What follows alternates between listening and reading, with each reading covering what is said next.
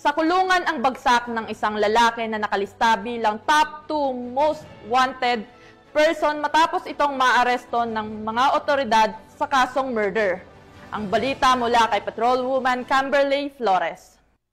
Takas sa mga autoridad ang nakatalagang top 2 regional most wanted person na may kasong murder matapos mahuli sa Barangay Balite, Villaba, Leyte. Bandang alas 12:25 ng hapon nang maaresto ang akusado ng mga tauhan ng Villaba Municipal Police Station kasama ang Leyte Provincial Intelligence Unit, Regional Mobile Force Battalion 8 Headquarters, 805th Maneuver Company, Regional Mobile Force Battalion 8, Regional Intelligence Unit 8 at Provincial Intelligence Team Leyte sa bisa ng warrant of arrest para sa kasong murder na walang inirekomendang piyansa. Dinala ang akusado sa Villaba MPS para sa kaukulang dokumentasyon at tamang disposisyon. Ang matagumpay na pagkakaaresto sa akusado ay patunay lamang na epektibo ang pagpapatupad ng pambansang pulisya sa kanilang sinumpaang tungkulin na maghatid ng serbisyo publiko para sa mas payapa, ligtas at maunlad na bagong Pilipinas.